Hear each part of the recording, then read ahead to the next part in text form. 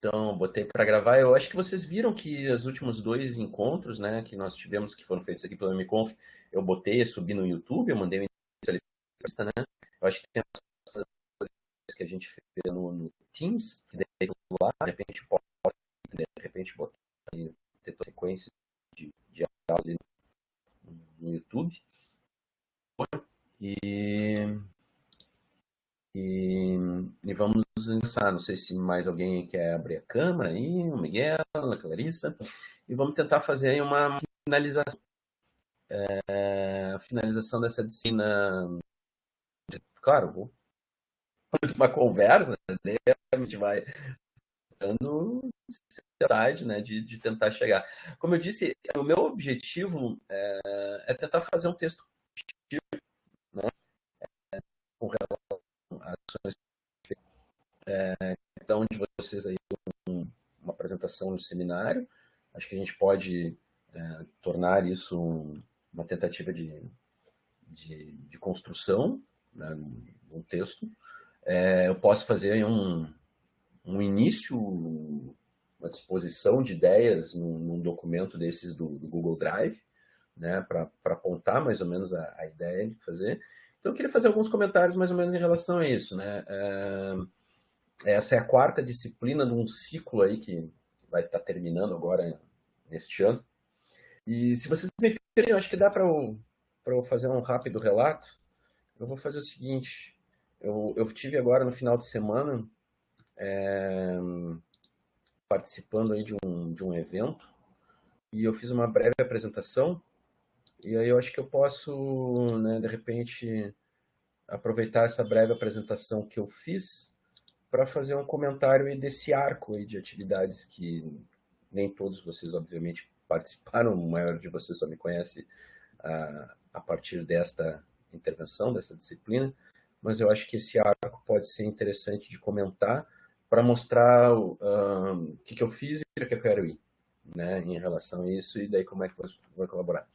Bom, então, vou fazer uma apresentaçãozinha aqui rápido, né, para acho que dar um, um fechamento na disciplina e propor alguns encaminhamentos. Eu tive então participando de um evento que é um evento para formação de professores da minha área de formação, que é a área da química. Eu não fiz uma fala de química, então vocês não se assustem, tá? Só porque eu fui chamado no evento, eu fui chamado para abrir uma mesa redonda, que a mesa redonda tinha por objetivo uma coisa. O evento era todo sobre celebrar, né? O evento então tinha um mote de celebrar a vida. E aí teve 4 mesas redondas, e a mesa redonda que o colega me chamou para falar era celebrar a resistência, né? Então eu abri a mesa redonda falando desse tipo de disciplina que a gente está fazendo aqui, contando o arco das disciplinas que eu ofereci no programa de pós-graduação em educação, e o nome da mesa que eu participei era celebrar a resistência. Então, como era uma questão que o colega me convidou para falar dessa questão da resistência, né? Resistência ao quê? Né? Então, vamos lá. Eu resolvi, né, como professor, né, trabalhando em programação, falar de alguns livros que fazem parte, ou fizeram parte desse resistência nesses últimos 4 anos. E ao discutir o que resistir ao quê, né? Bom, nessas disciplinas a gente vem falando de várias coisas, eu venho falando de várias coisas. Poderia discutir várias coisas sobre aquilo a que nós resistimos. E também civilizar, não vou falando, a gente tem essas questões que não é a discussão não é agora fulanizar, né, em função de A, de B, de C, né? Eu acho que a gente pode tentar, né, manter a questão de maneira mais ampla e se perceber de coisas diferentes. Então, na hora de discutir a resistência, então, ao invés de discutir a resistência à ignorância, ao fascismo, eu preferi usar uma figura que acho que é uma figura que eu vim discutindo muito em algumas disciplinas, que é a ideia da voragem. Então, acho que uma das questões a que nós resistimos, e resistimos bastante, é a voragem, a necessidade de resistir à voragem. Então, eu resolvi falar de alguns livros na voragem. Então, vou passar essa questão iniciais, porque eu não quero fulanizar justamente. Então, eu vou falar desse arco, que foi uma questão de uma sequência de eventos dos quais eu participei. Então, esse encontro que é o Encontro de Debates em Ensino de Química, é um encontro que está no 41ª versão, e eu participo desses encontros no mínimo há 30 anos. Né? Então, o primeiro que eu participei foi em 1992, na Ombro em Canoas, e eu seguidamente participo, lá em 92 participei apresentando trabalho, mas já faz muitos anos que eu sempre sou convidado para fazer alguma fala. Então, no evento de 2018, né, eu fui convidado para falar numa mesa redonda sobre o uso de tecnologias para incluir e excluir no ensino de química. Então, como eu trabalho com informática educativa no ensino de química, sempre me falam para falar de tecnologias, né? Daí, né, nesse ano de 2018, colocaram essa coisa do incluir e excluir, né? Me chamaram a atenção, ó, excluir, né? Então, não é só falar da inclusão, falando também da exclusão. E 2018 foi um ano tenso, né? Por causa do resultado da eleição, né? E a eleição foi em 2 turnos, que nem é agora. E esse evento, normalmente, ele acontece entre os 2 turnos em ano eleitoral, né? Então ele acontece, o evento acontece entre os 2 turnos, então é um momento tenso, né? Talvez em 2018 a tensão fosse diferente que a tensão agora de 2022, mas eu fui para o evento para discutir isso e, em função dos resultados da eleição, eu resolvi fazer um movimento de contracultura digital e não fazer nenhuma apresentação com lâminas, né? Com projeção, com PowerPoint, slides. Não vou fazer nada disso em 2018. Eu vou lá falar da mesa, pegar e contar uma história e falar. Eu fui fazer uma fala sobre livros. Não sei se vocês lembram que na eleição de 2018, muita gente depois, até no segundo turno, foi lá e tirou fotos que levava livros para votar, né?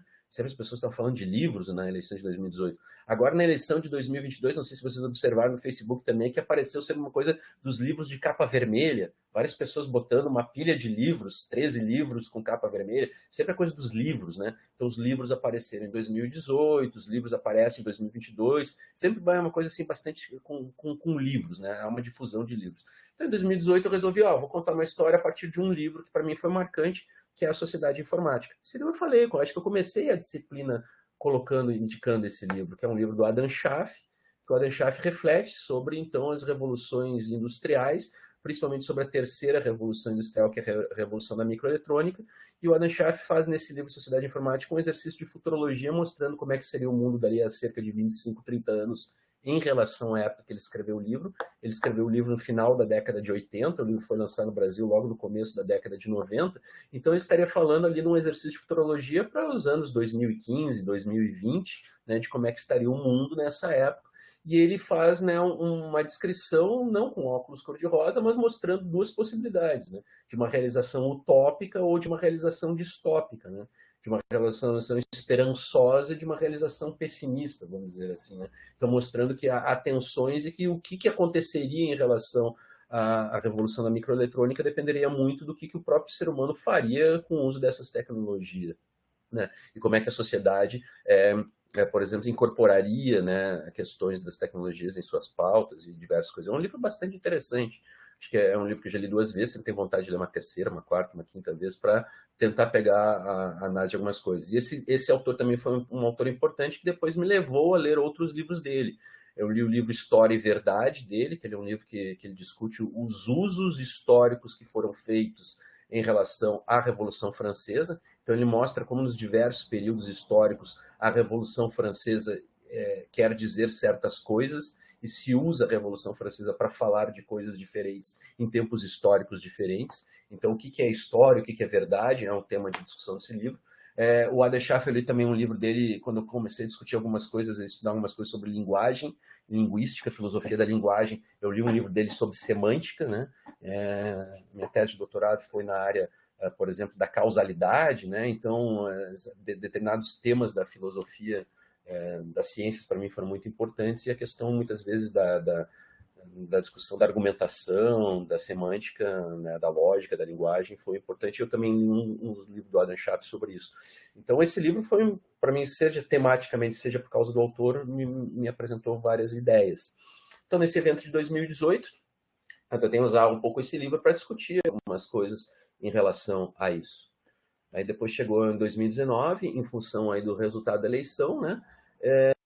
No programa de pós-graduação em educação, resolvi oferecer 2 tipos de disciplinas, né? Num semestre, a minha ideia era oferecer uma disciplina sobre conhecimento e num outro semestre, uma disciplina sobre ignorância. Então, a partir de 2019, eu começo um ciclo de oferecimento de disciplinas, que a ideia era num semestre sobre conhecimento e no outro semestre sobre ignorância. No primeiro semestre de 2019, eu ofereci uma disciplina que era justamente sobre metodologia de pesquisa e comunicação científica, vamos dizer assim, né? Eu não me lembro bem o nome da disciplina, mas era uma disciplina que procurava discutir a comunicação científica nos estudos de educação. Comunicação científica entendendo ciência, a comunicação científica em um aspecto amplo, não em ciências da natureza, mas não, né, uma comunicação científica, ou seja, a produção de textos para periódicos acadêmicos, né?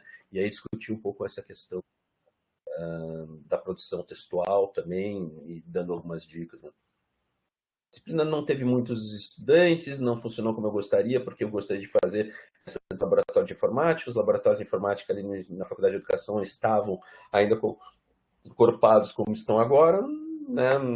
Foi mais ou menos, mas conheci umas pessoas interessantes, foi um debate legal, foi uma experiência boa. Eu gostaria de ter feito essa disciplina de novo, oferecido ela de novo, mas daí depois teve a pandemia e eu não consegui oferecer ela novamente. Tá na ideia de oferecer ela de novo daqui a um tempo. No segundo semestre, então, de 2019, surge a primeira disciplina em que eu vou discutir esses estudos de resistência, né? Estou usando resistência por causa da palestra que o colega convidou, e então eu ofereço a disciplina Sociedade da Ignorância e Desafio dos Letramentos. E nessa disciplina tinha por ementa a produção da ignorância é grande e veloz, as demandas para a produção do conhecimento ou para o diálogo de saberes parecem cada vez maiores, talvez mesmo com novos desafios. Então, esse seminário avançado propõe a abertura do debate sobre o tema do campo da educação, buscando articular entendimentos sobre o mal-estar gerado por tal explosão de ignorância, bem como ensaiar as possíveis ações docentes de mitigação da ignorância em contextos escolares. Então, essa disciplina ela foi uma disciplina muito legal, tem muita gente que foi buscar fazer essa disciplina comigo. Acho que chegou a ter entre 30 e 40 alunos, eu não me lembro quanto. Foi uma surpresa muito grande a diversidade de áreas de conhecimentos que apareceu nessa disciplina. Justamente que eu falei do desafio dos letramentos. Então eu posso adjetivar o letramento de várias formas, né? Eu posso falar do letramento científico, posso falar do letramento social, posso falar do letramento histórico, posso falar do letramento midiático, né? Posso falar do letramento visual, né? Então, letramento ecológico, tem vários autores e várias proposições que usam letramento para especificar, né, um projeto, um trabalho, uma orientação de enculturação em áreas temáticas diversas. Então, isso é um desafio, porque é uma multiplicidade de letramentos para trabalhar nesse contexto dessa sociedade que o Brey e outros colegas estão chamando aí de sociedade do desconhecimento, ou sociedade da incultura, né? Ou sociedade das plataformas, como às vezes a gente pode discutir isso de maneira mais neutra, né? Então, fui lá apresentar um pouco dessa questão dos desafios dos letramentos. A disciplina ela teve como um enfoque trazer determinados elementos para debate, determinadas discussões. Então, na proposta de ementa da disciplina havia determinadas expressões, determinadas ideias que estavam ainda em abertos, e à medida que foi desenrolando a disciplina, foi apresentando textos para discutir com os estudantes. E, vamos dizer assim, teve vários debates, né, que foram feitos. Eu estou tentando construir com alguns colegas que participaram dessa disciplina um texto coletivo sobre isso. Inclusive nessa disciplina que apareceu uma aluna que depois eu entusiasmei ela a partir da disciplina que ela fizesse a entrada no programa de mestrado. Ela veio fazer mestrado comigo e ela está terminando o mestrado agora no começo do mês que vem.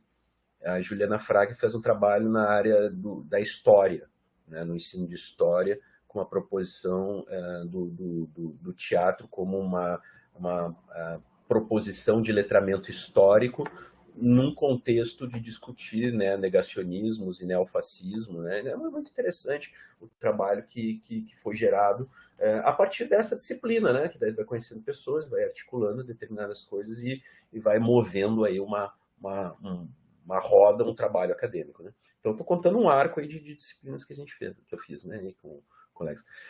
Bueno, essa disciplina, neste momento, um conceito que eu usava muito era o conceito de tentar diferenciar um pouco a ideia, por exemplo, do cinismo, da razão cínica, e a expressão adensada da razão cínica na formação da canalice, né? O Lacan tem uma proposição de discussão dizendo que na sua possibilidade de tratamento, ela é impossível aos canalhas, né? Que os canalhas não têm condições de serem tratados, né, orientados, né, analisados, né, pela psicanálise. A psicanálise não tem nada a dizer para os canalhas não têm nada a ouvir da psicanálise, porque justamente há uma possibilidade, impossibilidade de diálogo. O canalha não está aberto ao diálogo, né? O canalha é um mentiroso sociopático, né, que não há nada para dizer para ele. E aí eu uso um contexto que um antropólogo argentino trabalha numa discussão que é a ideia da democracia canalha. O Canclini, o Nestor Canclini, usa em determinado livro dele a discussão sobre a democracia canalha. Então, né, eu vou fazendo uma discussão de arco, né, sobre essa questão da exacerbação do cinismo, mostrando quanto o cinismo pode se tornar uma canalice, mostrando quanto a partir de uma democracia cínica tu pode ter o surgimento de uma democracia canalha, e que justamente a democracia canalha atenta contra a própria democracia, e é como as democracias morrem, né, entre outras discussões que são feitas por aí. Lá no final da disciplina, fazendo essas várias discussões aí sobre os tempos escuros, né, obscuros que a gente vive, nessas áreas de sombras em função do conhecimento, até essas discussões várias aí, eu fiz uma proposição de uma pergunta, né, que diz assim, ó, se eu for comparar tempos históricos, e sempre com todo o risco de comparar tempos históricos, né, é sempre um risco, sempre inadequado, às vezes, né, eu posso dizer assim, olha, se houve uma preocupação, por exemplo, lá na Europa, nos anos 1950, 1960, os educadores, por exemplo, alemães, se perguntarem como é que eu educo o filho de nazistas, né? Porque eu preciso fazer uma formação, até uma formação humanista, que a escola, em princípio, teria por intenção fazer. Eu vou estar trabalhando a educação com crianças e adolescentes que são filhos de pai e mãe nazista, né? Então, como é possível educar o filho dos nazistas? Essa é uma proposição, né, de questão que imagino que vários educadores alemães se fizeram, embora talvez não tivessem sido verbalizados, não tivessem sido produzidos, né? Então, se a minha discussão não é sobre o nazismo, porque eu acho que são coisas diferentes e que temos aqui no agora, é diferente do que houve na Europa, eu posso me fazer uma pergunta, de novo, sem fulanizar nada, né? Como eu posso educar o filho dos canalhas? Independente, canalha pode ser uma frase que pode servir para várias coisas, várias interpretações, né? Mas dentro dessa questão da impossibilidade de fazer, né, um processo de análise, né, de tratamento com um sujeito declarado canalha, né, ou interpretado como canalha, como fazer a educação do filho dos canalhas? Olha, foi uma frase forte pra caramba, né? Causou certos... Não, professor, não é bem assim. Uma proposição até implicante para falar desses desafios dos letramentos, né? O desafio relacionado da resistência, da negação da possibilidade do diálogo, né? Então, se tu tem várias pessoas que negam a possibilidade do diálogo, como tu vai tentar fazer, né, a formação pedagógica educacional do filho daquele que nega o diálogo, né? Então, é uma complicação, né? Então, foi uma coisa forte. Daí, implicitamente a essa discussão, bom, havia muito parado essa questão de um discurso de esvaziamento do papel da escola, né? Vocês sabem, essa forte discurso, por exemplo, relacionado muitas vezes ao ensino, digamos, como é que é? Ao ensino familiar, né? A educação familiar, a questão do homeschooling, né? Da escolarização caseira. Por que a gente, inclusive, usa a expressão inglesada homeschooling? Né? A gente poderia traduzir isso por escolarização caseira. Né? Se a gente fizesse isso, de repente, escolarização caseira, a pessoa pensa, opa, peraí, esquisito isso. Não, falar homeschooling fica mais bonito, né? Se a gente realizar escolarização caseira, bom, em casa eu nunca vou ter uma escola, né? Bom, sou classe média, de repente o cara que é muito rico pode lá, mas aí tem problema, né? Mas bom, vamos lá.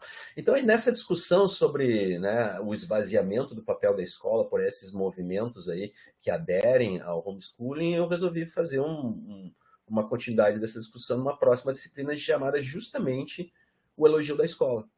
Por que o elogio da escola? Porque quando eu estava discutindo, por exemplo, a realização da razão cínica o exercício do cinismo, eu me lembrava que uma das coisas em que eu via da minha experiência pessoal, onde eu encontrei maior expressão do meio cínico, foi no meio militar. Eu, enquanto fui militar, era impressionante a naturalidade como o cinismo era praticado na conversa entre duas pessoas, né? Entre duas pessoas muitas vezes de hierarquia diferente, ou entre as pessoas das mesmas hierarquias, o quanto o cinismo era uma coisa que se expressava com fluidez. E onde o cinismo, além de ser fluido, ele era cristalizado, é quando havia ao final de um tempo de um militar, o militar muitas vezes ele troca muito de lugar em que ele exerce a sua função, né? Ele está no quartel, ele sai do quartel, vai para outro. Toda vez que ele trocava, né, de função de um local para o outro, havia um registro elogioso da passagem do sujeito por aquele quartel quando ele ia para outro quartel. E os militares são cheios de documentos que ficam num boletim, que ficam funcionais, não sei como é do currículo, né? Não sei se eles têm um equivalente ao Lattes para a gente, né? Se tem um outro nome, mas no currículo do que parecia, havia sempre a publicação de um boletim elogioso sobre a passagem do militar para um lugar. E uma das formas que, como tenente em vários lugares, escrever, né, textos pela passagem do João, do Pedro, do lugar. Eu nunca tinha visto João, Pedro e o Ricardo, então quer dizer, era uma série de chavão feitas num contexto, né, de elogio. Então eu me lembrei que os militares têm um elogio como uma expressão do cinismo, né, continuado. Eu falo, não, a razão cínica está muito relacionada à continuidade do elogio, né? Então, bom, vou discutir o elogio, quero discutir essa crítica, né, ao esvaziamento da escola. Né? Eu encontrei esse livro do Jorge La Roça, que faz uma discussão interessante sobre a função da escola. Né? Um texto de uma proposição, um debate de dois filósofos da educação belgas, que trazem, né, a debate sobre, bom, qual é a função da escola? Para que serve a escola? O que é a escola, afinal, né? E qual é a escola que nós defendemos? Então, é um livro bastante interessante, é um livro de um debate que foi feito no estado de Santa Catarina, que trouxeram esses dois pedagogos belgas para falar sobre a função, o fundamento da escola. O Jorge La Roça, espanhol, estava lá coordenando esse evento, com uma série de debates, com uma série de apresentações, e no ano de 2020, então, eu fiz uma discussão sobre esses estudos de resistência aí, falando sobre o elogio da escola na sociedade da ignorância. E aí já aparecem determinadas coisas que estavam em abertos na primeira disciplina, elas já aparecem um pouco mais definida, como inclusive está na ementa da disciplina, onde eu escrevi a produção da ignorância, o descaso e os vícios epistêmicos trazem novos desafios para a educação e para a escola, que tem a sua função questionada ou mesmo sitiada por razões endógenas. Então eu já falo agora de descaso epistêmico, de vício epistêmico, que não estava na primeira disciplina, porque na primeira disciplina justamente a gente leu sobre os vícios epistêmicos, falou sobre o descaso epistêmico, e surge agora também a ideia da agnotologia. Então esse seminário avançado propõe a continuidade de debate sobre a agnotologia, buscando entendimento sobre o papel das mídias sociais nessa imposição de ignorância, como ensaiar as docentes de mitigação da ignorância em escolar. Então, eu enuncio já na ementa da disciplina da agnotologia, ou seja, da estudo da ignorância engendrada, ignorância proibida, coisa que na primeira disciplina isso acaba aparecendo como um desenvolvimento, né, dos debates. E aqui, bom, já se apropria disso. Essa disciplina, ela foi a ideia era acertada com o ensino residencial. Ela é de 2020, semestre de 2020, mas aí, claro, depois da matrícula já surge, né, a questão da pandemia, entra o ensino remoto emergencial e essa disciplina era remota. Então, a disciplina que tem uma quantidade inicial de pessoas que se matricularam nela, mas depois não quer dizer que todas se matricularam acabaram cursando, entrou o período remoto, já houve uma recuação da disciplina e aí já perdi metade dos alunos que estavam matriculados uns 30 alunos, essa 15 mais ou menos, né? Uma forma de disciplina que, apesar do ensino remoto, rolou bem, foi interessante. As aulas foram dadas, né? A gente está trabalhando a gravação para também produzir um texto delas, sobre elas. Aí, nessa disciplina, quando a gente estava discutindo o livro do Jorge Larossa, né, os autores belgas, filósofos da educação belga, pregavam a ideia de que a discussão sobre o papel da escola, o fundamento da escola, tem que ser um pouco suspenso, um pouco colocado acima de determinados debates. Então, eles defendem a necessidade de uma discussão ética sobre os fundamentos da escola, sobre o porquê da existência da escola, porquê da existência do ensino, da aprendizagem, né? Qual a função da escola. Notam a função ética, defendem uma função estética também em relação a isso, mas negam uma função política. Então, esses dois pedagogos, filósofos da educação belga, não aceitam colocar, né, muitas vezes, as noções políticas relacionadas às necessidades éticas e estéticas da escola. Então, eles acham que a questão da política deve ser separado. E isso foi um tema de debate e de tensão nesse livro, porque há muitos pedagogos latino-americanos que, inclusive, defendiam, pelo contrário, a necessidade da inclusão da política junto às necessidades éticas e estéticas da discussão sobre a função da escola. E aí, personificando esse debate sobre a noção política ou não, um autor mexicano, outro autor argentino, ao defenderem a necessidade desse enviesamento político, né, mostram a necessidade de trabalhar na perspectiva freiriana, coisa que justamente os autores belgas negavam, né, achavam que era exagerado, né, e exacerbado, né, essa defesa de uma visão mais freiriana sobre essa discussão. E aí, então, esse foi um elemento que trouxe debate nesse ano de 2020. Então, para o ano de 2021, resolvi fazer uma disciplina que justamente voltasse a discussão sobre Paulo Freire. E aí, em 2021, ofereci uma disciplina chamada As Pedagogias Freirianas na Sociedade da Ignorância, justamente coincidindo também em 2021, ano do centenário do Paulo Freire. Então a gente discutiu várias dessas pedagogias freirianas, então eu acabei separando para discutir na disciplina os livros de Paulo Freire que tem pedagogia no título, então pedagogia da autonomia, pedagogia de sonhos possíveis, pedagogia do compromisso, pedagogia da indignação, pedagogia da intolerância, pedagogia da esperança, pedagogia da pergunta, né? Então, né, vários livros aí que têm pedagogia como uma parte do título. Então, aí novamente, né, o seminário avançado propôs a continuidade do debate sobre a gnomonologia, buscando trazer, né, as pedagogias de Paulo Freire para os debates sobre a explosão de desinformação e a produção engendrada de ignorância. Então, de novo, foi uma disciplina muito interessante. Essa disciplina acho que foi a mais intensa que teve no ensino remoto emergencial, porque essa disciplina já foi pensada para o ensino remoto emergencial. Ela teve matrículas abertas para pessoas de diversos programas de pós-graduação no Rio Grande do Sul e de vários outros lugares do Brasil.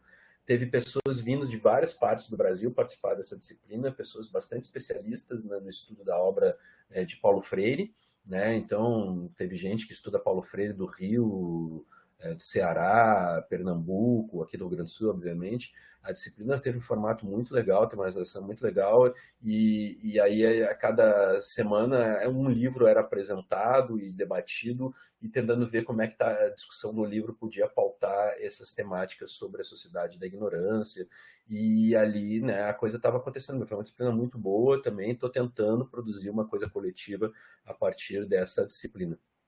Em 2021, eu acabei mandando 2 projetos para o CNPq. Um projeto da discussão que formaliza meu grupo de pesquisa que estuda essa questão da gnotologia. Então, foi um projeto que eu acabei mandando para minha proposição de bolsa de produtividade e pesquisa, que foi acolhido do CNPq, que é um projeto chamado Agnotologia Contemporânea na Escola, Estudos Interdisciplinares de Letramentos e Formação de Professores, que é o que tem articulado minhas ações de pesquisa já faz algum tempo e projetando isso para os próximos, então, para esse ano 2022 e para os próximos 2 anos também, né? Então é um projeto que, digamos assim, consolida as ações que eu venho discutindo nas orientações de pesquisa e venho fazendo com os meus orientandos de mestrado e também de doutorado. Depois abriu o edital universal, que é o edital onde a gente pede dinheiro, recursos, né? E aí eu escrevi um projeto, na hora de escrever o projeto, se eu botar a sociedade da ignorância, eu posso levar uma bala nas costas, né? Porque o cara vai dizer que é muito enviesado, né? E quando tu tá disputando dinheiro, tu tem que tentar conseguir o dinheiro, né?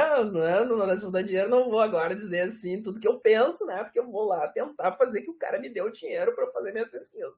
Então, na hora de fazer o projeto, eu vou tentar dar uma amenizada, né, para não fazer com que o avaliador pudesse achar que eu estaria enviesado. Então, eu escrevi um projeto. A edição desses projetos, né, nessa fase CNPq, também o projeto é muito sucinto, não dá para fazer.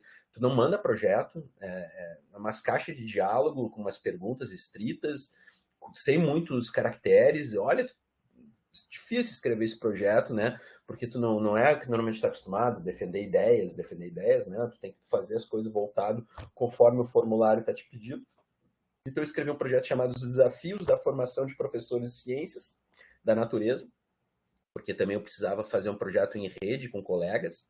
Então, eu resolvi não abrir muito as áreas temáticas nesse projeto para reduzir o dinheiro, na sociedade das plataformas. Então, o desafio de formação de professores de ciência da natureza na sociedade de plataformas. Eu resolvi usar a ideia de sociedade de plataformas, que era uma discussão que eu já vinha fazendo com uma colaboradora, com a Gláucia, que acompanhou algumas das aulas aqui com a gente, que é minha colega lá da Universidade Federal Fluminense, né? Ela fez o doutorado comigo, estudando uma política pública de formação continuada de professores. No caso, o ProfKi, que é o programa de mestrado profissional em Química em Rede Nacional, então ela foi analisar esse programa. Então a gente usa essa questão da sociedade de plataformas como uma tentativa de fazer uma coisa, uma descrição um pouco mais neutra, para não carregar os sentidos, os significados, os termos de ignorância, desconhecimento e incultura, como fazem os Braze e colaboradores. E aí, então, surge justamente a proposição da disciplina de 2022. Quando eu estava discutindo com a Gláucia um pouco a ideia disso, acho que a gente precisa discutir um pouco mais a questão, começar a fazer uma discussão maior sobre essa questão da estética, da semiótica, da semiologia. Daí, então, a gente gerou essa disciplina aí de 2022, que é a disciplina dos apocalípticos integrados na sociedade das plataformas, ou sociedade da ignorância, que é a disciplina que vocês conhecem. Então, isso aqui é para contar um arco, por exemplo, do que eu estou fazendo. Né? E o que eu quero fazer com esse arco? Bom, o que eu quero fazer com esse arco? Né? A minha pergunta é quando é que a voragem vai terminar? Né? A voragem é uma coisa que está nos consumindo. Essa voragem, eu já disse para vocês, é uma metáfora que eu tenho usado para... Até a figura, para mim, é uma figura interessante, porque se eu, como de origem piagetiana, o construtivismo é uma figura dessa questão de maneira ascendente, né? Então eu vou tendo a figura da espiral helicoidal ou do vórtex como uma figura que expressa a construção de conhecimento, em que eu vou de um patamar de menor significado para um patamar de maior significado, um patamar de menor implicância para um patamar de maior implicância, né? Que é essa figura que o Piaget muitas vezes usa para descrever o conhecimento.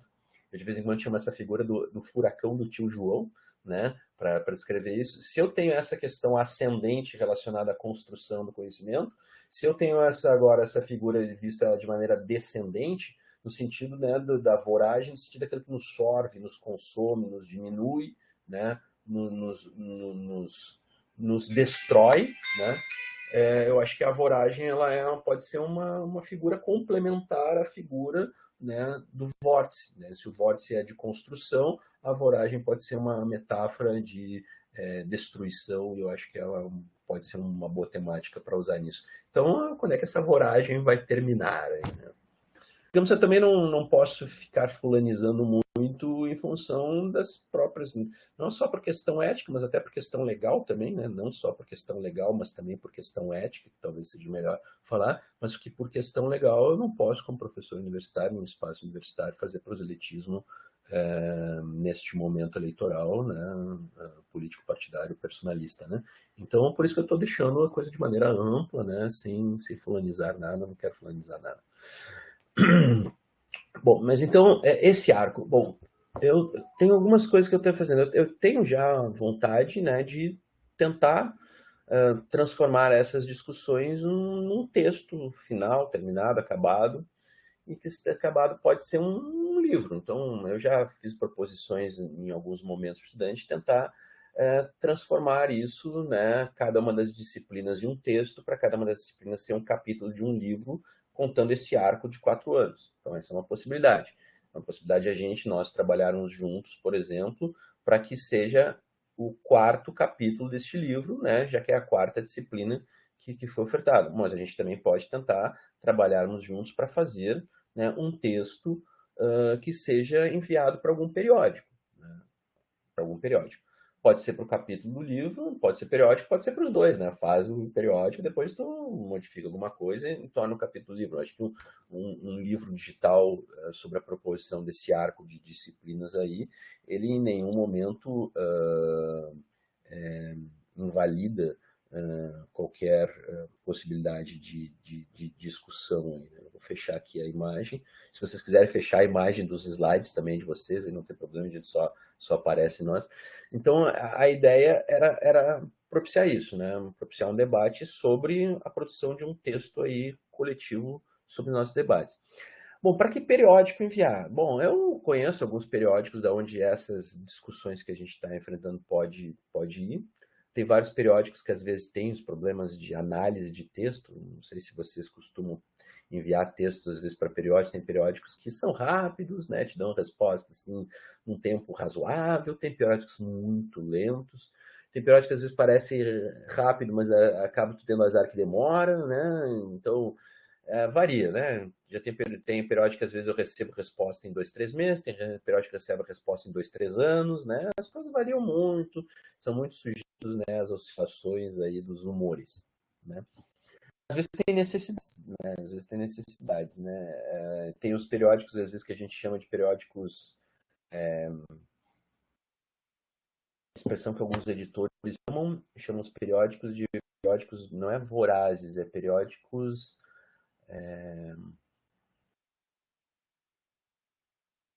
Me fugiu a palavra, eu estou ouvindo voraz, porque eu estava falando de voragem e o voraz, mas era é, perdulário, é picareta. Agora a palavra fugiu.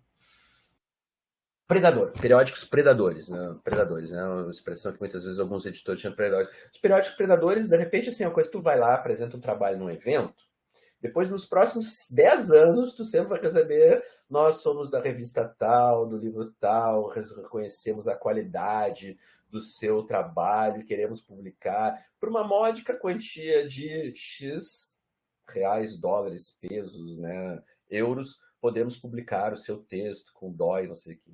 Esses tempos eu vi um que me impressionou sobremaneira. Eu fui convidado para um Predatory Journal, né, e acho que lá europeu.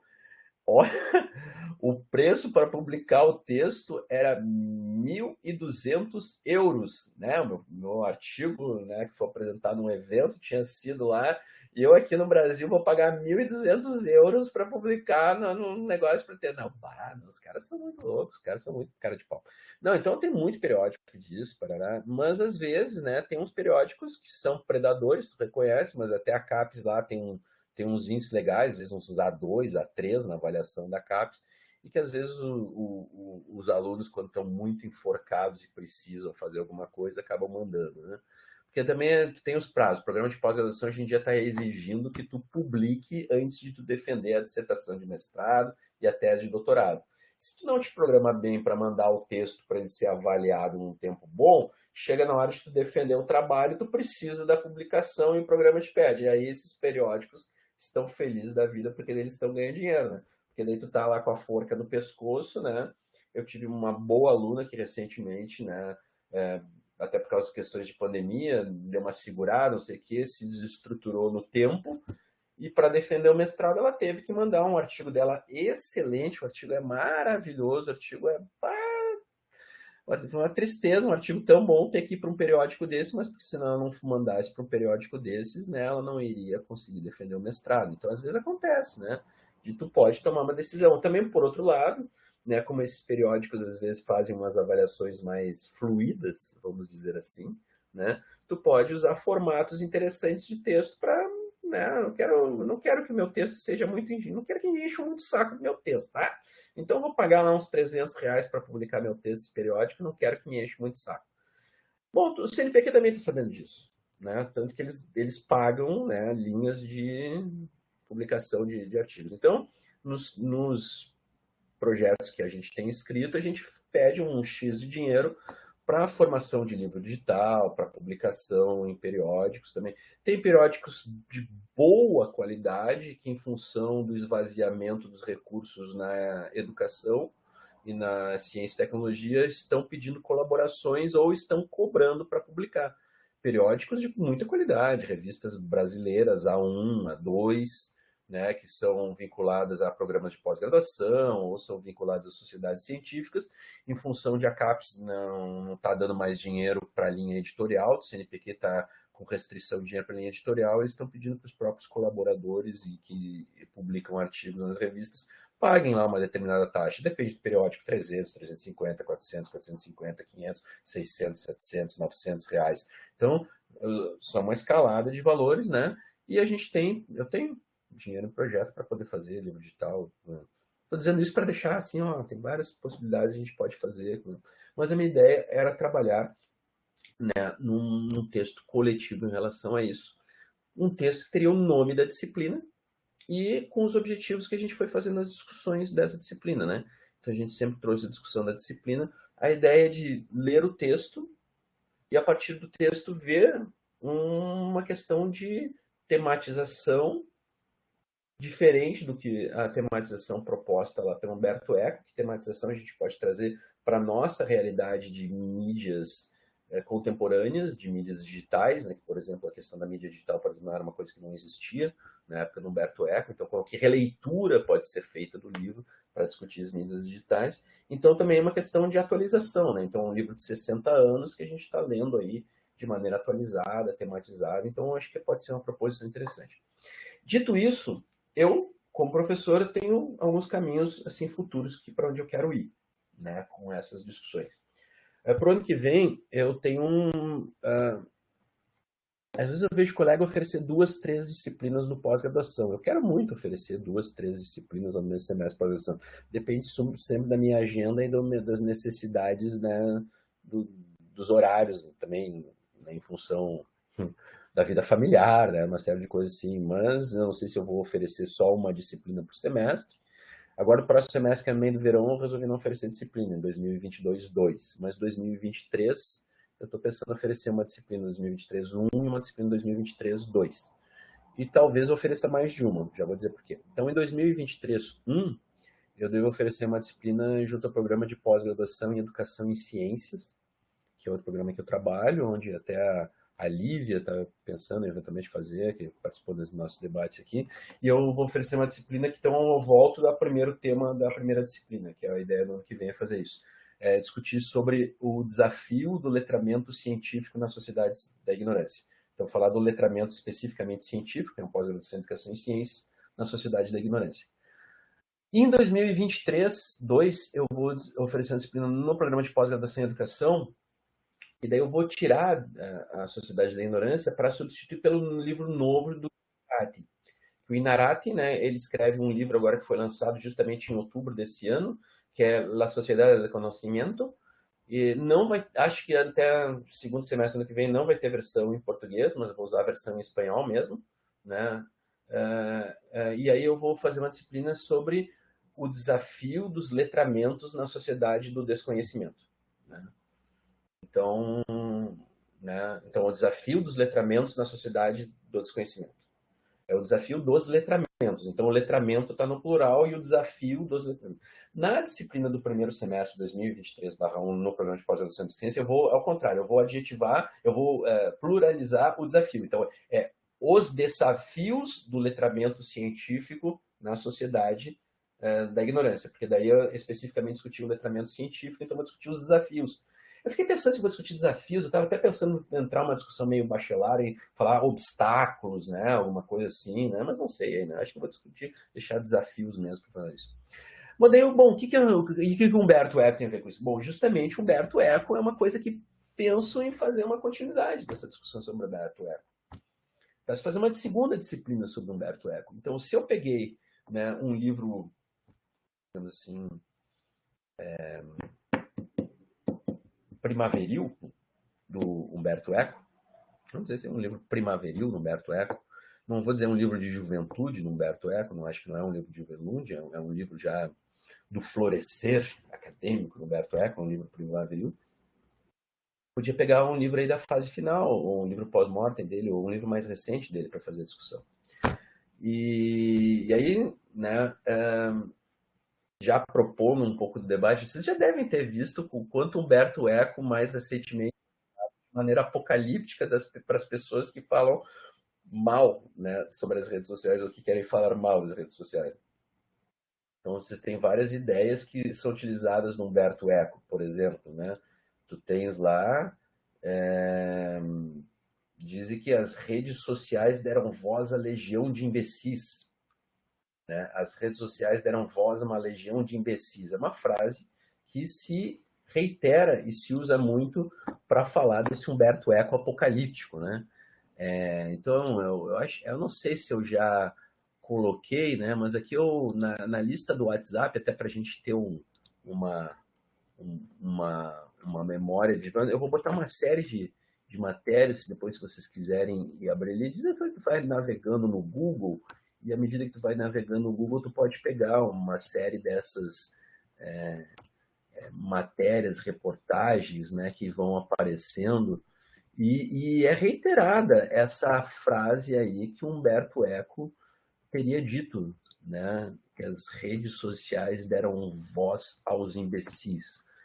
Olha a quantidade de textos escritos, de crônicas, de reflexões sobre isso é impressionante, né? E aí a grande pergunta é, bom, eu, o Humberto Eco era um apocalíptico, então? Ele não era um integrado? E não era, ele morreu como apocalíptico, né? Então se a gente está discutindo esse livro, que é um livro assim primaveril, vamos dizer assim, do Humberto Eco, na fase mais outonal de sua vida, né? Na fase mais outonal de sua vida, ele morreu como apocalíptico. Eu não sei, a gente não leu um livro da fase outonal da vida dele, então eu penso em fazer, né, uma discussão sobre a fase final do livro, depois fazer uma segunda disciplina. Aí eu estava vendo, né, em português, o livro dele, em que são feitas crônicas sobre esse debate aí, o livro em português ele tem o mesmo título do livro em italiano, que é o livro Pape Satana Lepe, que o subtítulo em português é Crônicas de uma Sociedade Líquida, né? É um título que muitas vezes não diz, se a gente não sabe do que ele está falando, não diz muita coisa para a gente, mas eu achei muito interessante o quanto os espanhóis, na versão do livro, modificaram o título. Então, em língua espanhola, esse livro ele acaba tendo um outro título. Em língua espanhola, quando esse livro ele foi traduzido, não deram o título em italiano, Pape Satana Lepe.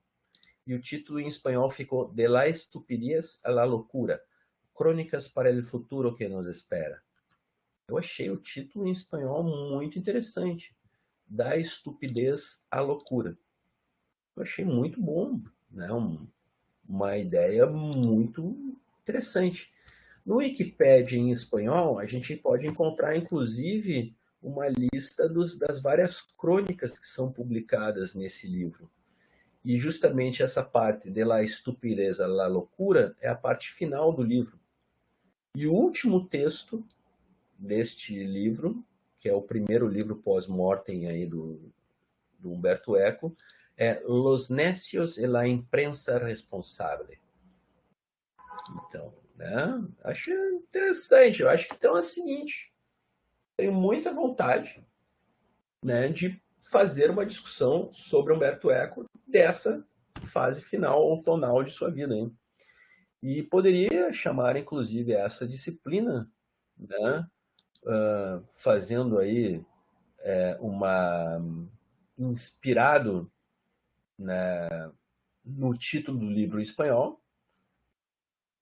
fazer, né, uma uma proposição de título, da estupidez à loucura na sociedade das plataformas. Olha aí, ó, a gente faz a discussão e faz uma discussão, outra discussão sobre Humberto Eco. Então, né, seria uma proposição.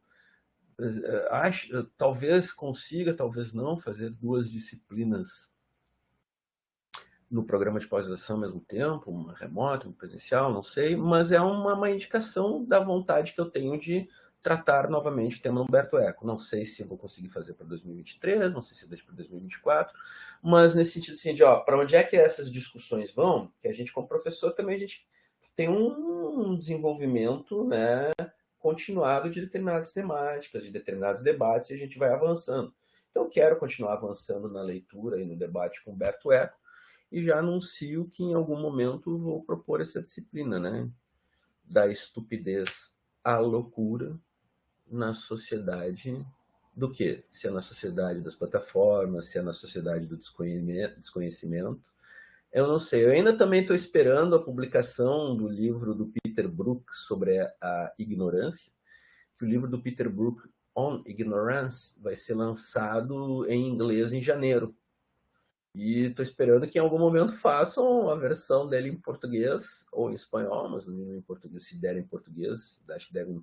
No livro do caso do Peter Brook, acho que a versão em português e espanhol vão sair mais ou menos juntos, não vão dar uma defasagem muito grande. E aí eu vou oferecer uma disciplina no programa de pós-graduação também de leitura do livro do Peter Brook sobre a ignorância, né? A história cultural da ignorância, que é a proposição do Peter Brook, né? Então, assim como ele tem a história cultural do conhecimento, né, ele vai ter a história cultural da ignorância, né? Então, acho que são temáticas importantes. Dito isso, para dizer de onde eu vim, para onde eu vou, vamos focar, né, nessa tentativa de fechamento aí. O que vocês acham? Vocês acham aí, então, que Humberto Eco poderia ser considerado aí ao final da sua vida, sem ler, né, talvez alguém possa conhecer melhor os textos mais contemporâneos dele, ele era um apocalíptico?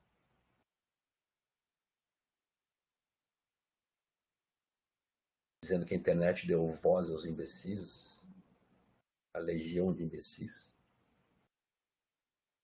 Vocês concordam com isso? Como é que é? Eu acho que a internet permitiu que se falasse o que se pensava na nossa época. A gente não falava porque a gente não tinha uma proteção, a gente tinha que falar cara a cara e a gente não falava, né? E aí as pessoas acabam falando sem filtro, sem conhecimento mesmo, né? Ou tu pega hoje lá, pensar na discussão que a gente fez na primeira aula, né? Tem um monte de informação, tu lê só o título, e aí o título é um pedaço ínfimo daquilo que está escrito ali dentro, e aí tu diz que tu sabe o que tu leu, ou tu viu aquela notícia, e aí tu vai propagando uma coisa que às vezes não é real. Então eu acho que sim, ele democratizou muito a informação a ponto das pessoas ficarem desinformadas, não lerem, né? Não se aprofundarem naquilo. Eu acho que é um risco muito grande que as redes sociais, as plataformas trouxeram, né? No meu ver. Eu acredito que é muito difícil, assim, pelo que eu tenho conversado bastante com os meus alunos, desde aquela pergunta que eu fiz dos personagens, né? E assim, é uma questão muito geral. Eles não sabem, né?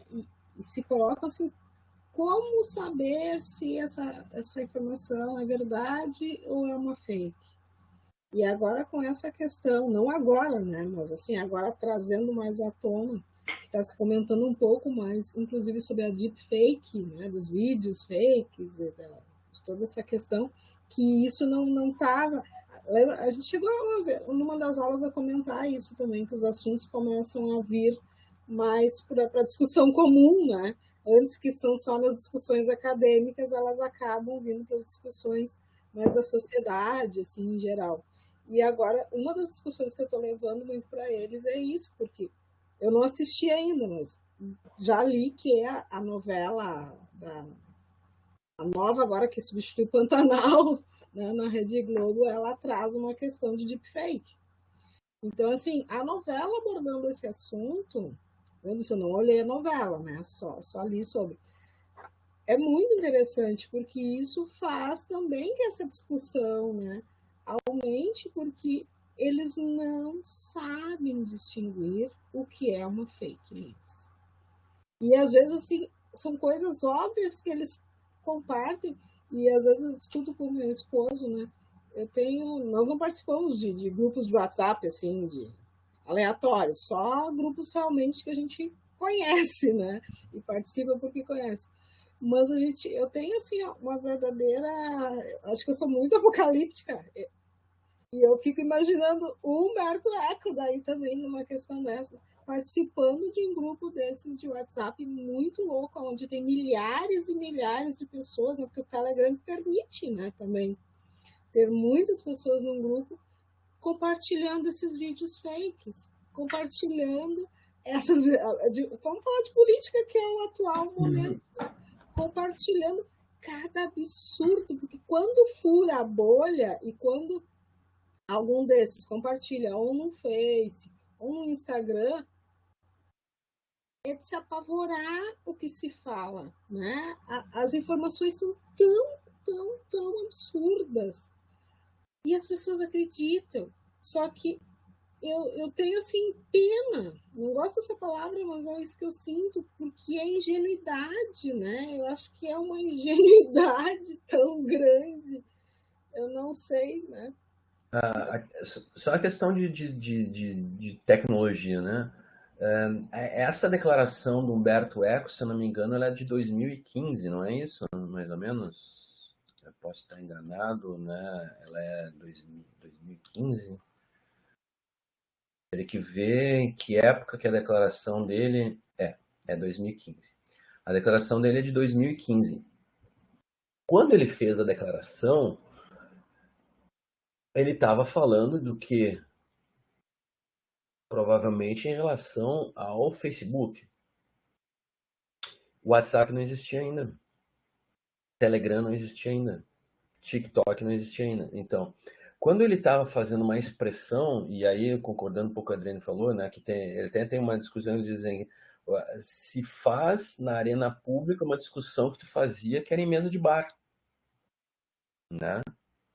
Então, aquilo que tu comentava em mesa de bar com os teus amigos, com as tuas pessoas próximas, porque tu vai para a mesa de bar normalmente com as pessoas que pensam de forma similar a ti, né? Normalmente tu vai para uma mesa de bar lá, eu vou lá com meus amigos comunistas, falar da revolução, né? Vou lá falar da ditadura do proletariado, tô lá com meus amigos comunistas, a gente mais ou menos tudo menos partilha a mesma concepção do mundo e a gente tá lá se divertindo, tomando uma cerveja, né? E fala lá as porcarias que a gente fala as besteiras que a gente fala, mas a gente partilha as nossas besteiras sem muita consequência, né? A questão da consequência sobre o que se fala na mesa de bar, ela é limitada. Então, quando ele usa essa coisa, tu sai da mesa de bar para falar numa arena pública, né? O nível de consequência sobre o que tu fala é outro. E ainda tem a questão da manipulação, por exemplo, dos algoritmos. Não sei, teria que ler nos textos mais tardios aí do Humberto Eco, nesse segundo livro aí dele, para ver como é que ele reflete, né, se reflete sobre os sistemas de recomendação, sobre o controle algorítmico, se isso é uma coisa que já está ali sendo debatida à época do final de vida dele, ou se não, mas quando ele faz a discussão em 2015, várias dessas tecnologias que a gente tem hoje, ele não conhecia, né? Então, talvez haja um agravamento ainda em relação à declaração dele de 2015, ou seja, a tecnologia agravou até por ajudar a segmentar mais, né? Então, tu tem a tecnologia, o avançamento tecnológico aprofundou a formação aí de subcomunidades, de subculturas, né, de bolhas, né, que acabam fazendo com uma segmentação e que tu acaba vivendo em questões de mundos paralelos, né? Então, são universos paralelos que convivem dentro do mesmo território, mas as pessoas não se falam, não se encontram, não partilham, né? A interseção de realidades é muito pequena, né? Então, é um complicador muito, né? Inclusive para tu poder ter um debate público, né? Porque a percepção de realidade é totalmente díspare, né? Contraditória, conflitiva, né? muitas vezes, né? Então, essa é uma questão também de a gente ver. Mesmo a declaração de 2015 dele é uma declaração feita com conhecimento de algumas tecnologias da época dele, que hoje em dia são outras, né? São outras muito maiores. Então, essa própria questão que está falando da deepfake. Embora a deepfake, em termos de fundamento, ela já poderia ser falada lá em 2015, 2010, em termos de fundamento, sim, mas a possibilidade de realização dela era muito diminuída. Né? Quer dizer, a realização dela hoje em dia, tu produz deepfake no celular. Né? Em 2015, eu não sei se tu produzia deepfake no celular. Né? Eu me lembro que uma colega minha, professora da área de biologia, que trabalha com tecnologias também, às vezes, disse que houve uma professora em atividade de formação no começo do ano letivo do ano passado, né, que levou aos professores. Não, foi começo da pandemia em 2020, antes de começar a pandemia em 2020, né? Foi fazer uma atividade justamente para essas questões, né, de construção, não sei o que, né?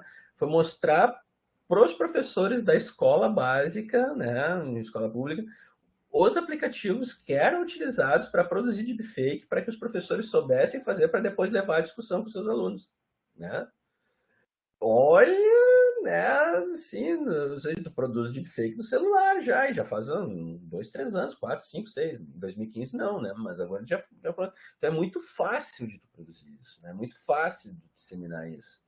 Agora, como fazer, o que fazer, né, a questão é sempre, né, já que a gente está discutindo esta cadeira numa disciplina de educação, né, e está se pensando uma discussão sobre ensino, sobre aprendizagem, sobre escola, né, o que levar, né, para a escola, que sugestões fazer, né, que aportes fazer, né, como fazer com que esse debate, né, da necessidade daqui um pouco de trabalhar o letramento midiático, o letramento digital, enfocar isso, né, na realidade escolar, né, nas atividades de ensino que nós professores propiciamos, visando a tentativa de que haja uma aprendizagem por diferenciação, né, dos estudantes em relação à compreensão da noção de verdade, da noção de mentira, né, das estratégias que tu tem de confirmação de veracidade, né, das estratégias de dúvida que tu pode ter, né, para tentativa de encontro e elucidação da mentira, né? Então, né, ou seja, formando uma educação crítica, vamos dizer assim, né? Então, que recomendações podemos fazer? E eu acho que isso pode ser uma boa ideia para tentarmos trabalhar nesse texto coletivo, né?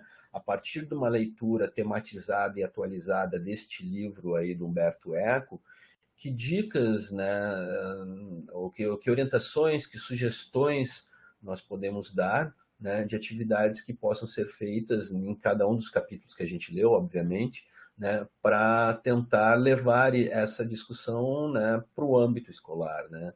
Então, se a gente imaginar, por exemplo, uma educação de adolescentes, né, uma coisa assim do final do ensino fundamental, dos últimos anos do ensino fundamental, do ensino médio, né? Que atividades nós poderíamos fazer para que, né, se propiciasse isso? Bom, eu não sei se você sabe, mas a própria Unesco tem um questionamento muito forte sobre isso, né? A Unesco tem manuais de orientação para a formação de professores sobre o letramento digital, sobre o letramento midiático, com sugestões de atividades a fazer. No Brasil, a gente tem influenciadores digitais, né, que buscam um trabalho de fazer isso. Tem empresas de jornalismo que também têm sugerido determinadas atividades para fazer isso. De qualquer jeito, né, se a gente continuar adensando isso, fazendo as proposições disso, nós como pessoas que estamos refletindo sobre isso num programa de pós-graduação, numa atividade de uma cadeira num programa de pós-graduação de educação, que tipo de coisa nós podemos ajudar, né, a colocar isso como um tema em debate para que isso possa ser mais bem compreendido, né? Então, acho que essa é uma oportunidade, né, para trabalhar um texto coletivo, né? Tentar pensar nisso, né? Que tipo de sugestões cada um dos capítulos que a gente leu poderia propiciar. Né?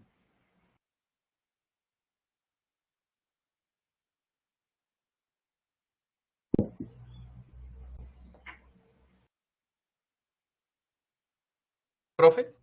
Fala, fala. Eu fiquei refletindo a partir bom, eu falei acho que faz um mês quase, que eu falei sobre o texto do Super-Homem, né? E agora que tu fala também, eu fiquei refletindo se a ideia não seria também, como parte desse trabalho, sobre as novas construções de super-heróis ou de super-homens, que não é só super-homens, também super-mulher e todas essas diversidade de construções que estão sendo parte da contemporaneidade e como elas estão tendo um impacto, como que elas estão representando ou apresentando novas ideias sobre novas pessoas, sobre novas pessoas, sobre novas identidades e também sobre as relações com a mídia, né? Tipo, desde um homem, mulher, homem da Índia, uma mulher da Índia, uma mulher afro, e também como essas representações vai trabalhar na mesma ideia que ele trabalha de apresentar as lutas que o homem ou a mulher podem fazer e as lutas que não podem ser feitas nesse contexto, né? Fica refletindo nisso, né? Não sei, aí tô nessa vibe de pensar se é possível pensar também numa dessas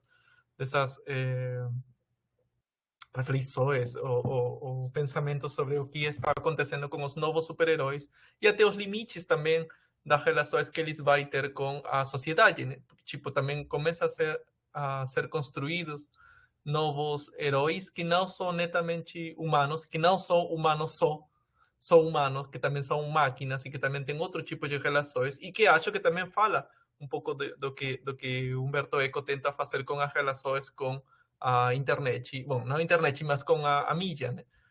Se tem novos heróis que são não humanos, mas como que também são as relações que vai plantear, que vai propor para nós como seres humanos. Fica aí nessas ideias. Uma outra coisa que a gente pode sempre pensar é essa questão dos próprios universos, né? Porque daqui a pouco tu tem se a gente pegar as duas grandes empresas, elas são eles se chamam de dois universos. Tem o universo DC e o universo Marvel. E os universos eles não são encontráveis até porque são universos diferentes, são empresas diferentes, né? Não tem muito um crossover dos universos DC e Marvel, a não ser nas brincadeiras de imaginação do próprio sujeito lá que está fazendo meu filho, vocês, quando criança, né? Que daí tu cruza os universos. Mas os universos, eles são... Então, é como se também fosse uma forma de representar a diversidade de realidade, onde a gente tem um conjunto, bolhas que não entram muito em correlação. Mas dentro desses universos, ainda há os multiversos dos universos, né? Então, se eu pego, por exemplo, nas próprias histórias que são atualmente desenvolvidas no âmbito do universo Marvel, eu tenho o surgimento do multiverso dentro do universo Marvel. E o que quer dizer, talvez, essa forma de estar usando o multiverso? Porque o multiverso, ela já é na história em quadrinho, ela já é uma proposição antiga, né? Demorou para ser realizada no universo cinematográfico da Marvel, mas tu já tinha isso, história em quadrinhos, sei lá, acho que década de 80, década de 90, né? Mas a proposição do multiverso talvez seja uma forma até de que a arte imita a vida, de certa forma.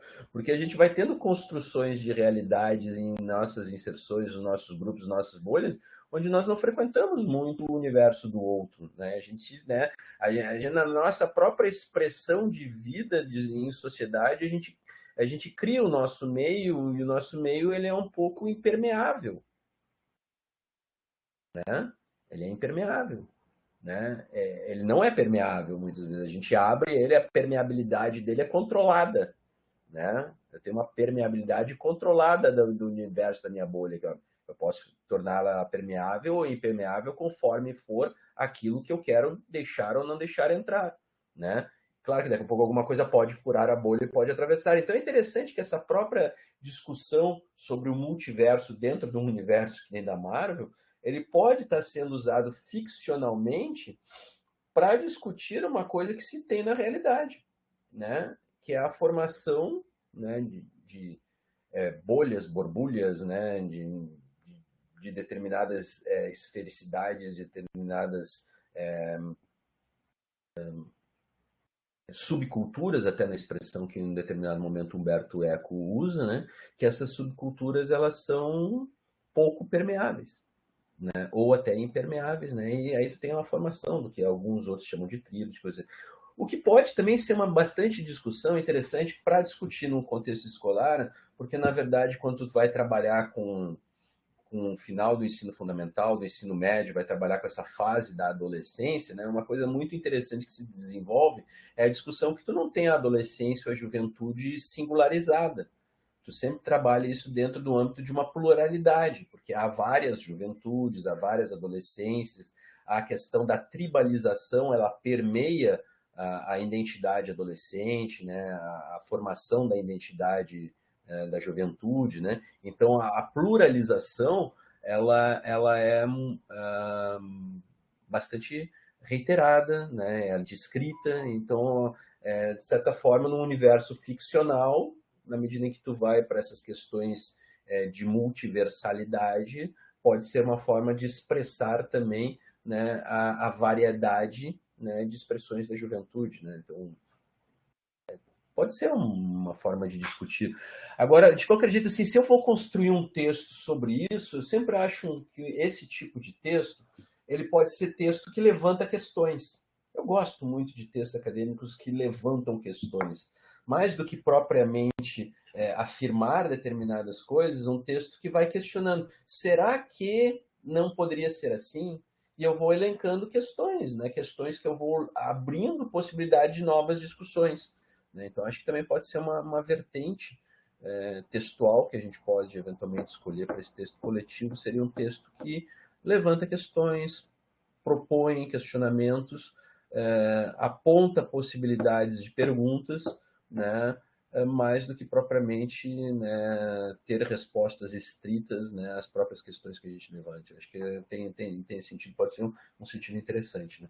Então, a partir da leitura, a partir das discussões que fizemos, né, outras questões surgiram e essas questões são essas que tais questões na continuidade do debate vão poder me levar a outras perguntas, mas nesse momento do fechamento do texto eu quero justamente questionar para apontar, né, no ato de perguntar caminhos possíveis para o meu seguir.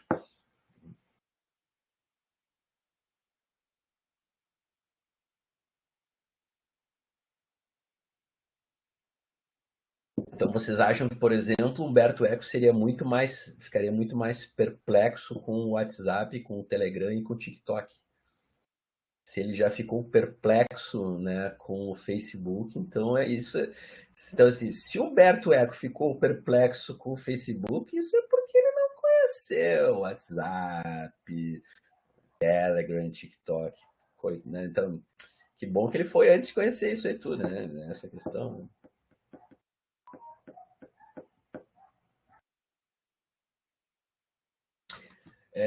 A gente, né, teria. Eu achei que não ia ter, meio complicado. Eu até pensei em fazer, mas não. Eu tinha pedido para uma aluna que é meio turista nessa disciplina, que é me orientando, que ela fizesse uma breve descrição sobre um capítulo chamado A Canção de Consumo. É um capítulo que, na verdade, é um prefácio que o Umberto Eco escreveu para um livro. O nome do livro em italiano é La Canzone della Cattiva Consciência. Não, La Canzone della Cattiva Consciência, que é a canção da consciência, da má consciência. Da má consciência. Então, tem o mau gosto, tem a má consciência, ou o mau saber, né? E aí é interessante aqui esse prólogo, né, do livro que ele vai fazer. E em determinado momento ele discute justamente aqui uma certa coisa sobre um programa de pesquisa, uma proposta de pesquisa. Aí ele falando da canção, e aqui ele está se referindo, né, anos 1960, né, é um texto de 64, então vai falar um pouquinho aí do surgimento do rock and roll, depois ele explicita aí algumas discussões sobre a Rita Pavone, né, que é uma cantora aí de rock and roll dos anos 60 lá na Itália. Aí ele fala lá de uma discussão de levar, né, sobre a função da canção, né, e aí discute 5 funções da arte. E aí ele traz lá um elemento interessante que é de um Charles Lalo, que fala das 5 possíveis funções da arte. E aí diz lá, uma função da arte poderia ser a função de diversão. Uma segunda possível função da arte seria a função catártica. Uma terceira função da arte seria a função técnica. Uma quarta possível função da arte seria a função de idealização. E uma quinta, uma função de reforço ou duplicação. Então, função de diversão, função catártica, função técnica, função de idealização, função de reforço ou duplicação. Em relação à função de diversão, então, por exemplo, a arte como um jogo, intitulado para divagação, um momento de descanso, né, de descontração, né, para dançar, né, as músicas para dançar ali, artes, né, para entreter, para desopilar, né, a arte sim só para passar tempo, né, de maneira lúdica. A arte catártica, né, a arte como solicitação violenta das emoções e com antecedentes libertação, um relaxamento da tensão nervosa, um nível mais amplo de crises emocionais e intelectuais. Então, eu vou usar, né, a arte, inclusive, então, por exemplo, eu ouço heavy metal para poder gritar. Né? Então, é função catártica aí da arte. Estou usando um exemplo de música, porque, né, esse capítulo é um capítulo de música. Uma função técnica da arte, a arte como proposta de situações técnicos formais para serem gozadas como tais, avaliativas segundo critérios de habilidade, adaptação, organicidade.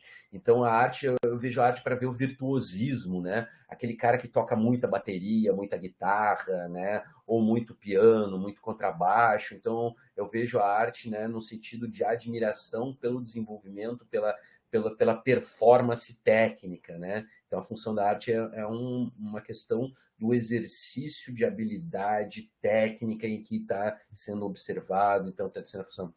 A arte numa função idealizada, então uma arte como sublimação dos sentimentos e problemas e, portanto, como evasão superior ou suposta tal como a sua contingência. Então, a arte no sentido assim até de contemplação, né? De produção de sentimentos que possam causar, né, uma admiração, né, uma percepção, e aí seja do belo, do lindo, do justo, do correto, né? Ou, finalmente, a arte como reforço ou duplicação. Então, a arte como intensificação dos problemas ou das emoções da vida cotidiana, de maneira a pô-las em evidência e tornar importante e inevitável sua consideração ou coparticipação. Então, no sentido até de crítica. Por que eu estou lendo isso? Porque quando eu estava vendo isso, capítulo, eu pensei, olha aí, isso pode ser um interessante exercício de levar, né, para os estudantes, né? Porque, claro, os estudantes, né, esse é um capítulo sobre canção, sobre tipos de música, né? Os estudantes ouvem diversos tipos de música, mas por que eles ouvem música? Ou até vou dar um passo atrás. Sabe, uma vez eu comecei a me incomodar muito com essa questão dos podcasts. Eu comecei a achar muito estranho. É podcast pra caramba, sabe? Tem muita coisa boa em diversas áreas. Eu gosto de ciências, né? Fiz química lá, e meus alunos lá da física, não sei o quê, falam de um monte de podcasts sobre divulgação científica. Legal. Mas eu gosto de artes também, né? Tem um monte de podcast sobre artes. Eu gosto de política, né? Tem um monte de podcast sobre política. Eu não tenho tempo de ouvir tudo de podcast, né? Não tenho tempo de ouvir tudo de podcast. Né? Eu leio, né? Leio aqui, leio ali, tô lendo. Mas se eu ouvir o podcast, eu não vou conseguir ler. Porque, pô, não consigo ouvir podcast e ler ao mesmo tempo. Não dá. Mas eu consigo ler e ouvir música ao mesmo tempo. Tá, tem aquelas músicas justamente que é música... Tem a música para dançar, a música para bater pezinho, né? E a música que é uma música incidental, instrumental, que fica lá e eu vou ler ouvindo música. Eu estudo ouvindo música, leio ouvindo música. Eu faço muita coisa ouvindo música. Eu sempre gostei de ouvir música até para essa coisa de deixar devagar as ideias, né? Então eu ouço música enquanto eu leio. Aí um amigo meu disse, olha só, mas pode fazer podcast enquanto tu tá fazendo uma outra coisa. Sim, tu pode ouvir o podcast enquanto tu tá lavando a louça, enquanto tá cozinhando, enquanto tá fazendo jardinagem, enquanto tá levando os cachorros para fazer xixi e cocô, passear. Sim, tá, mas todas essas situações que tu me diz que tu ouve podcast, eu ouço música. Se eu vou fazer, eu vou ouvir música, né? Mas daí eu fiquei assim, ou seja, o podcast, ele substitui um pouco a função da música daqui a pouco, da audição, porque concorre, né? Eu vou ouvir o podcast lá com um fonezinho, estou concorrendo. Então, se eu ouço podcast, bom, vou dizer, eu não vou ler e ouvir podcast ao mesmo tempo.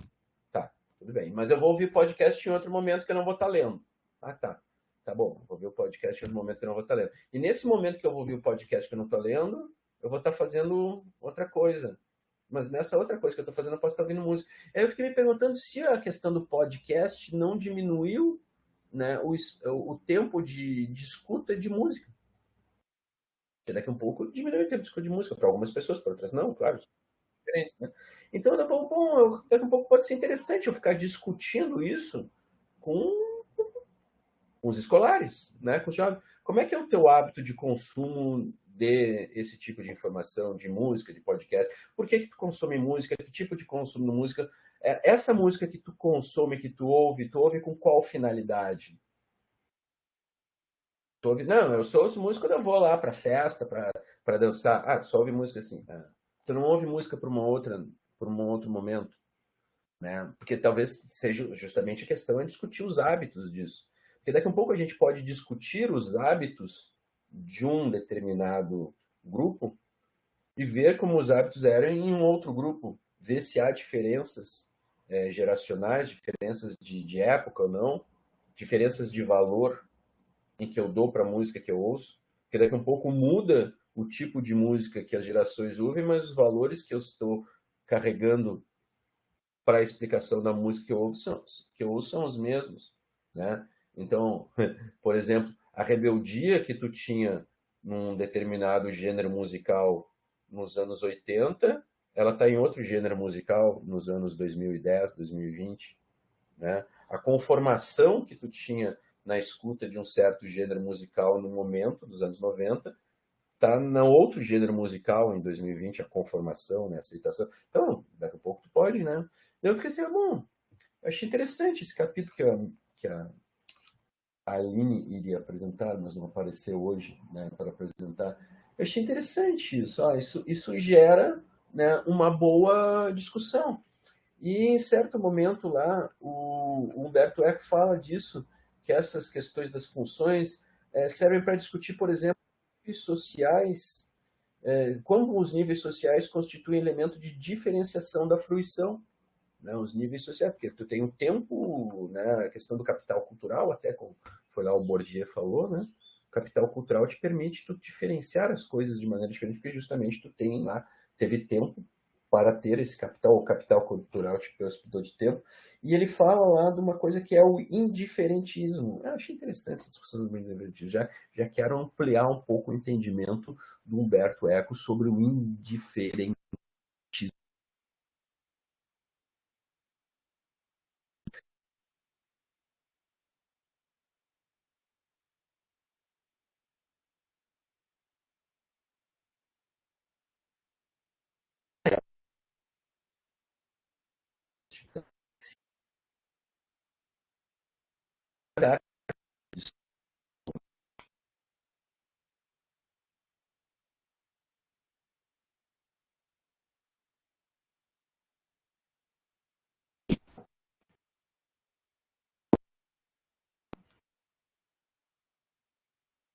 Eu estava na dúvida se era ele ou a É minha ele. internet. Era ele, né? Tá. Acho que ele desligou a câmera agora. Não, fui eu que foi ok, só um pouquinho.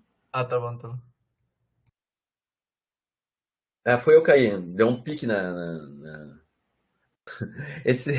eu fui para esse congresso lá em Pelotas, né? Aí a minha esposa tá perguntando assim, tá, porque daí a gente tava na estrada, a rede era 4G, daqui a pouco 3G, daqui a pouco tá G, né?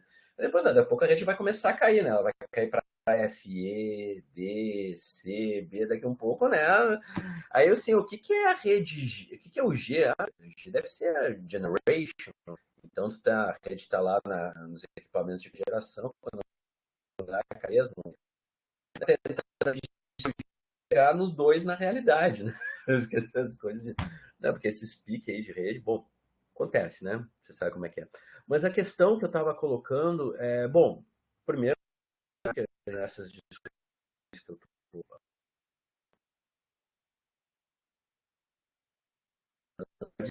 Professor, mas está falhando bastante o seu áudio. Não sei se é só aqui para mim. O áudio também está ruim. Eu também não estou conseguindo escutar bem.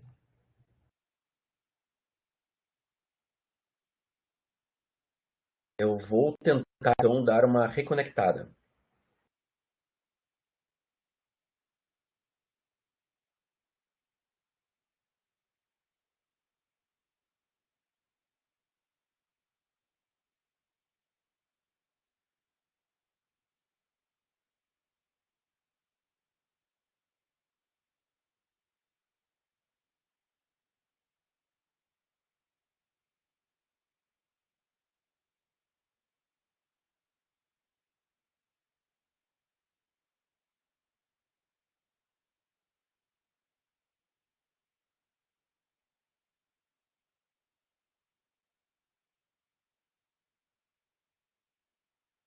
Bom, reconectei, vamos ver se melhorou. Melhorou o áudio, mais ou menos?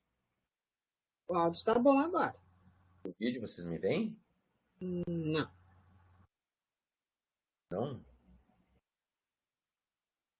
Ué, Não. mas eu vejo e vocês não me veem. Ué, eu sumi para vocês. Realmente não tem marcação de...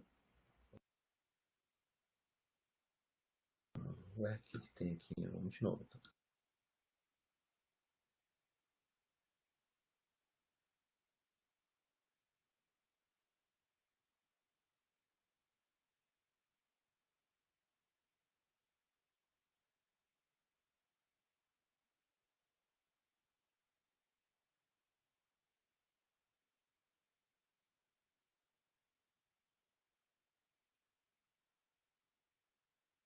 De novo, me parece a câmera... Vocês não me veem ainda, né?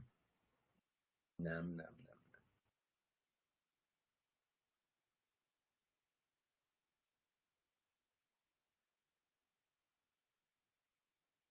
Sem dúvida, se vocês estão na sala... Bom, se eu tentar desligar o computador, ligar, vai demorar muito. Tá.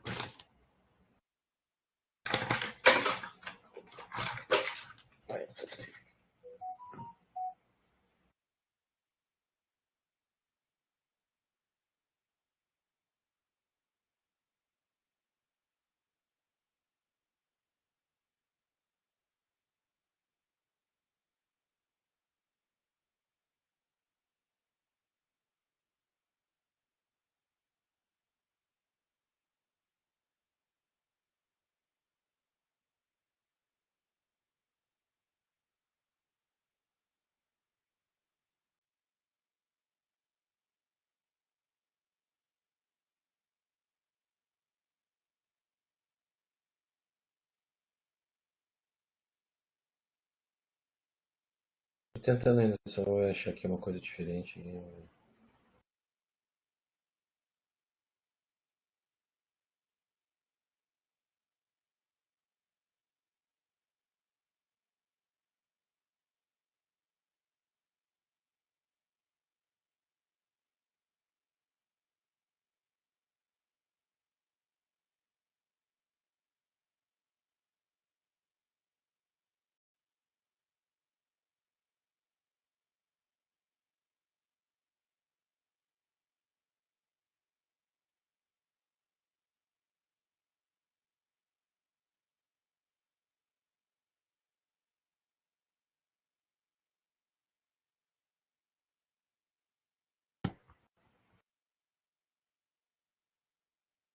Hum.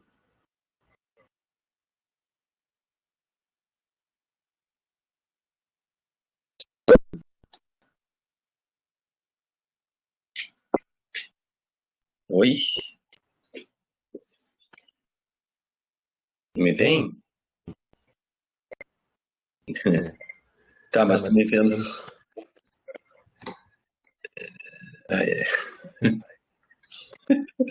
Eu vou fechar aqui. Bom, para não... Tá me escutando, né? Deixa eu tirar aqui. Para não sobrecarregar coisa está complicada em função do... A gente podia meio que ir para os concluídos.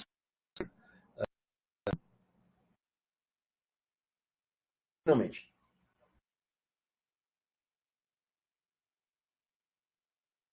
Essa proposição que eu estou fazendo de gente coletivo parece para vocês uma ideia que interessa, que a gente pode trabalhar nisso, em que a gente pode discutir um pouco, porque a disciplina está terminando hoje, né? Eu vou fazer lá um encaminhamento do conceito final da disciplina, nisso essa semana ainda, isso independe de qualquer coisa. Agora é um convite para que a gente continue podendo refletir, né? A gente tem lá aquele grupo do WhatsApp aberto, em que a gente pode fazer a discussão, eu posso fazer uma orientação inicial do debate e a gente tentando construir um texto coletivo, né? E vocês acham isso interessante? E aí a gente pode, eventualmente, na medida em que avança um pouco esse trabalho, se for o caso, marcar uma reunião, né, numa data que seja possível para a gente, né, para a gente trabalhar. Ou a gente pode trabalhar no texto e comentando, né? Se a gente for pensar num prazo, né, podemos imaginar alguma coisa, vamos dizer assim, para fevereiro, e a gente trabalhando até lá, para em fevereiro estiver pronto esse texto. O que mais vocês acham? Pode ser um prazo para isso? Né? Então, não sei como dá esse problema agora, desestruturei.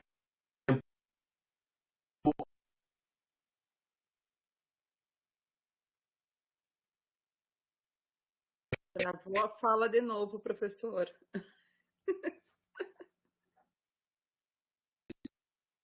É impossível, tá?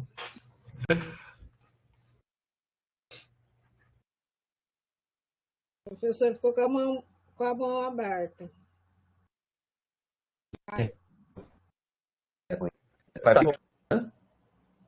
Agora caiu todo mundo.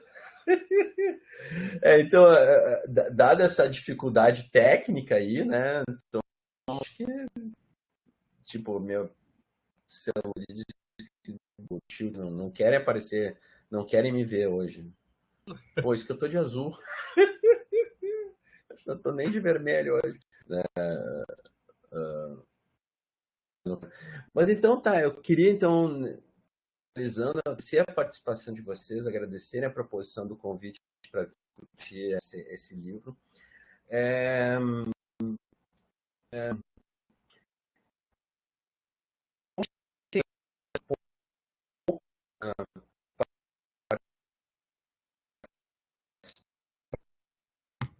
Então,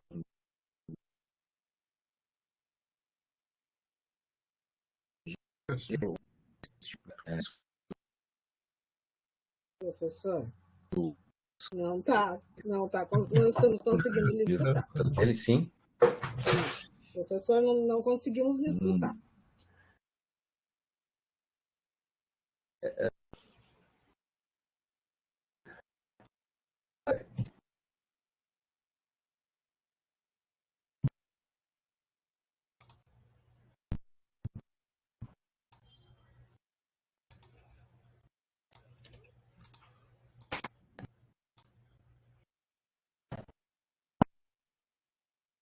A rede está ajustando.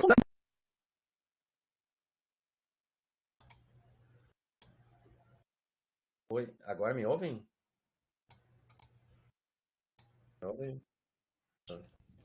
Então, finalizando, eu queria dizer que eu agradeço a participação de vocês, peço desculpas aí pelos problemas aí de rede, não sei o que está acontecendo aqui em casa, parecia estar tudo bem, mas a coisa deu ruim aí.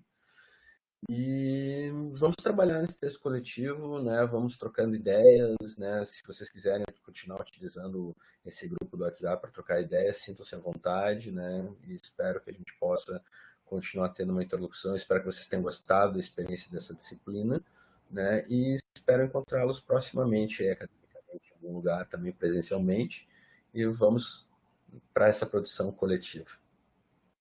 E é o que eu posso fazer por hoje, já que a rede está ruim. Combinado, professor. Obrigada por tudo. Um abraço. Um abraço. Obrigado, prof. Obrigado, colegas também. Tchau, tchau. Tchau, tchau. Obrigada.